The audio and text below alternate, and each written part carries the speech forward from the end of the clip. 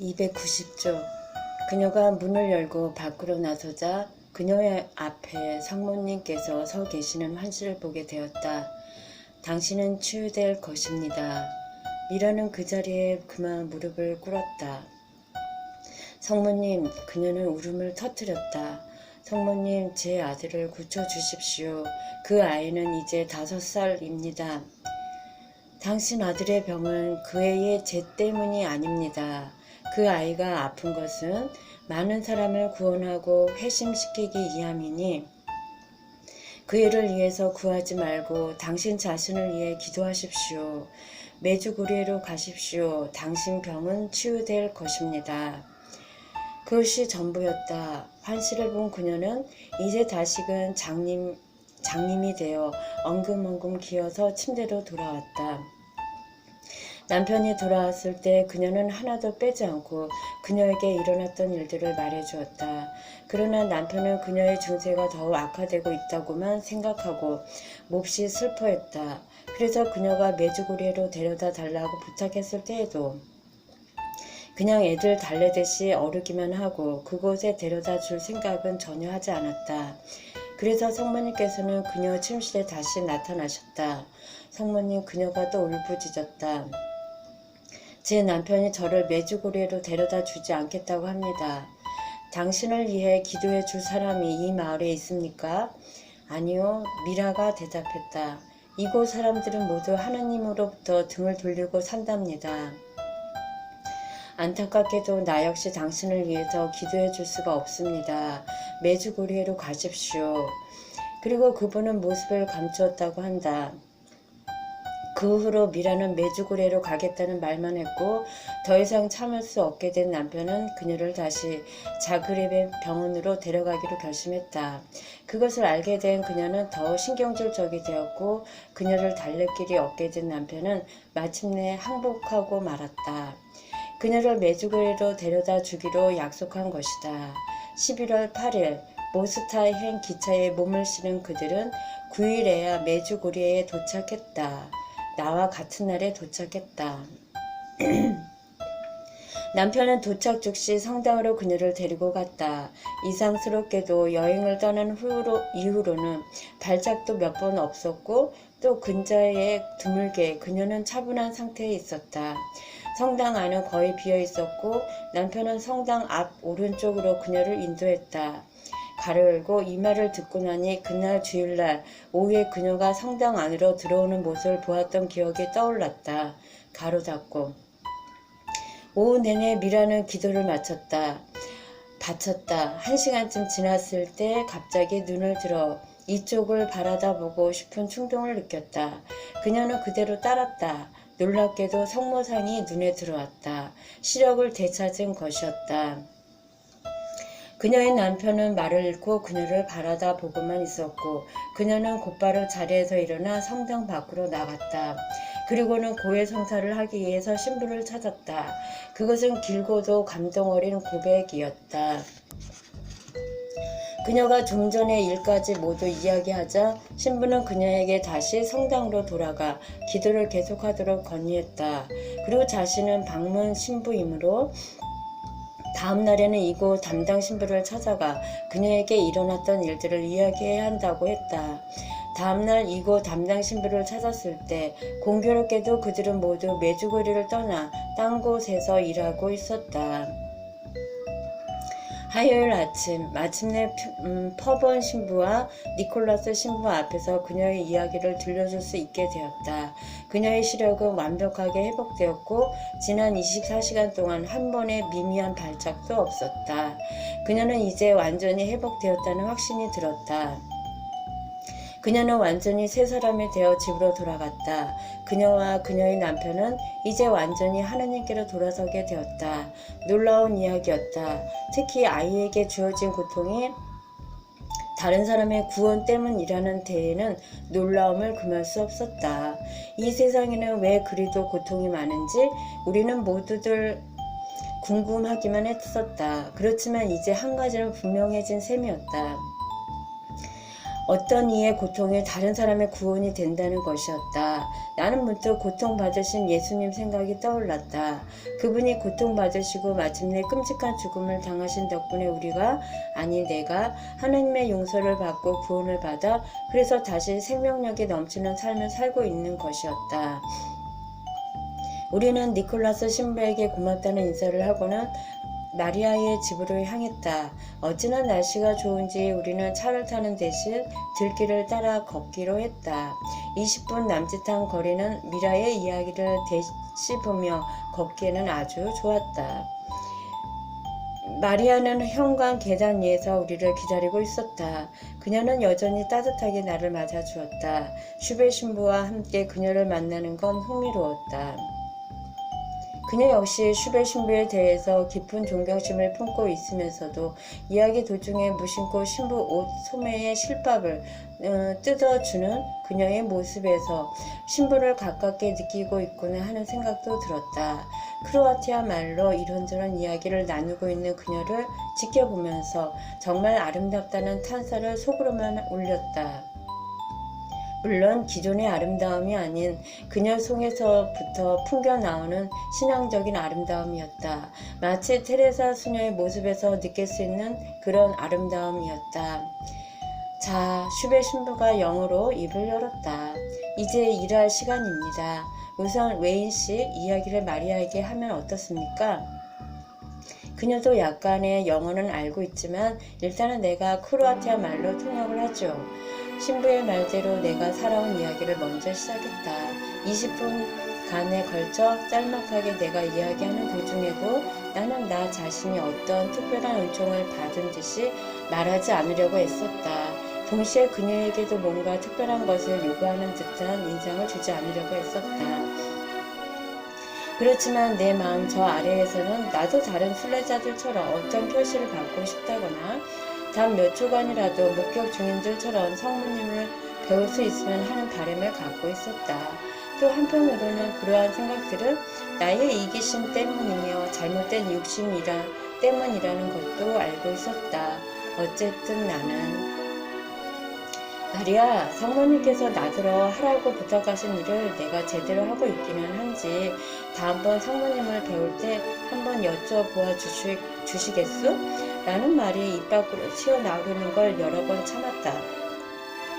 슈베 신부가 통역을 하는 동안 그녀는 내가 그런 간절한 소망을 가지고 그녀를 쳐다보고 있는 것을 눈치채었는지 네 알겠습니다 라고 영어로 대답하고 미소 지었다.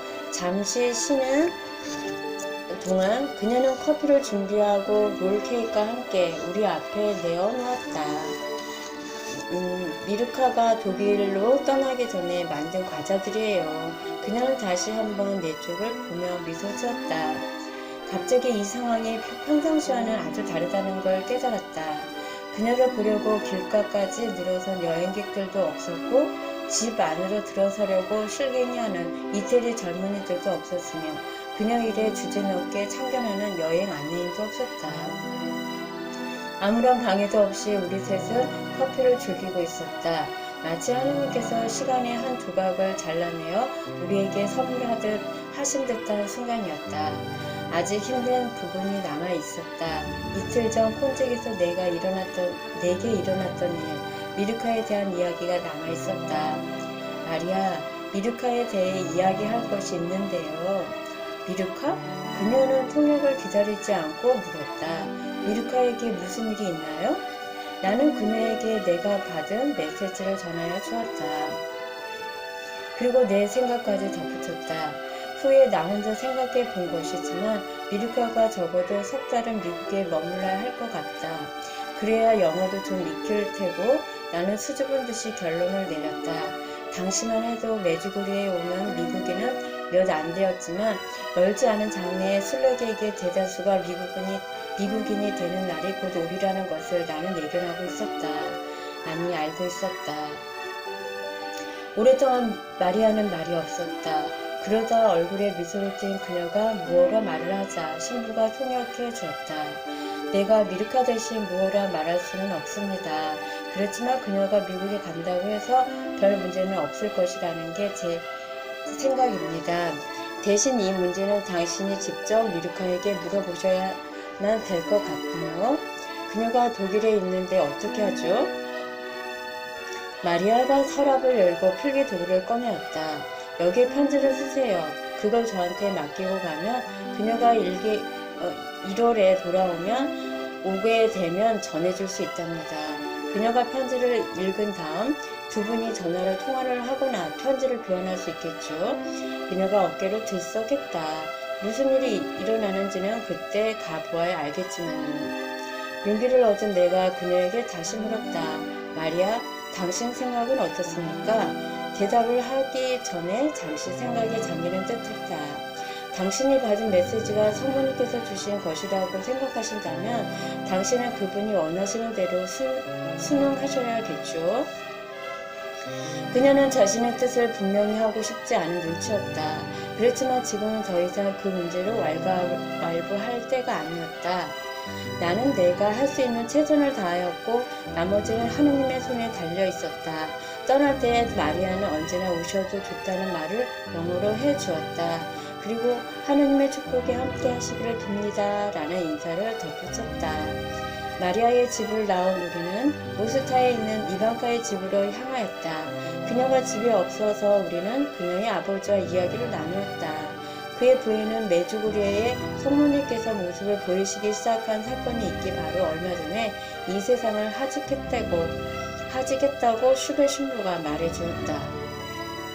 그러면서 민감한 부분을 건드리는 그런 질문은 하지 않도록 내게 미리 알려주었다. 그녀의 아버지가 살아온 인생 이야기를 듣는 동안 참 열심히 살아온 사람이구나 하는 인상을 받았다. 그런 인생의 많은 부분을 독일에서 보냈고 열심히 살아온 덕분에 이곳 모스타의 집을 갖고 있을 뿐 아니라 메주고리에도 집을 한 채 소유하고 있었다. 성모님의 목격 중인을 딸로 가진 아버지의 입장을 물었다. 그는 머뭇거리다가 조심스레 단어를 골라가며 입을 열었다. 일단 그일로 우리 모두가 눈총을 입었다고 느낍니다. 그녀의 여동생이나 조카들 할 것 없이 우리 가족 전부가 많은 영향을 받게 되었죠. 그렇지만 나쁜 점도 있습니다. 사람들이 너무 많이 찾아와서 이것저것 물어대고 또 신문 기자들도 등등등.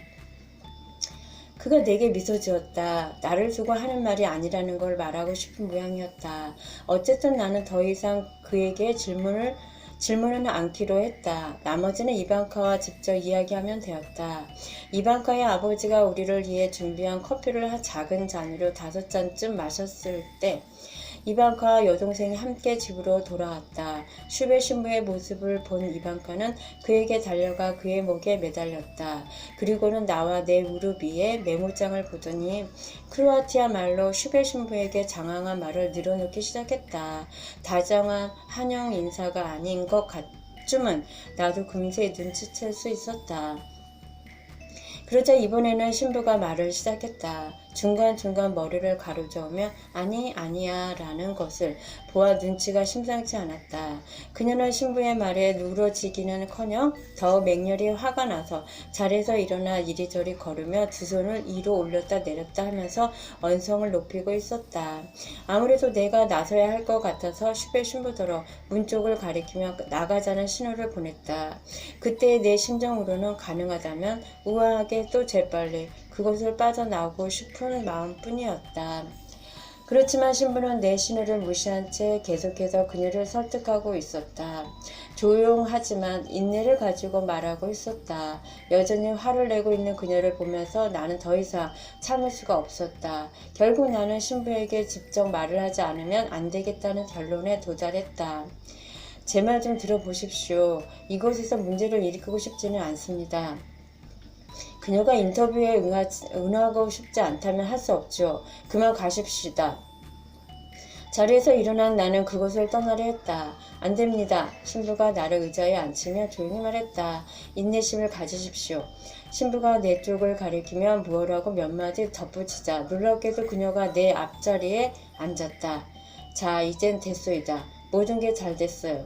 신부가 말하는 동안 그녀는 여전히 딱딱하고 좀 형식적이긴 해도 내게 고개를 끄덕이며 미소를 보내주었다. 슈베 신부의 말에 의하면 신부의 주선으로 BBC에서 미리아나와 이방카를 취재해 간 적이 있다고 했다. 그런데 화면에 나타난 내용 때문에, 특히 이방카의 개인적인 문제에 관한 내용 때문에 기분이 상해 있었다. 사실 그녀는 목격 증인으로서의 공적 역할도 못마땅하게 생각하고 있었다. 그러면서도 여섯 목격 증인들 중에서 밀려나고 있다는 느낌 때문에 슬퍼하고 있었다. 성모 발현 5주년 기념일에도 그녀는 다른 친구들과 함께 풀밭 위에 앉아 있었다.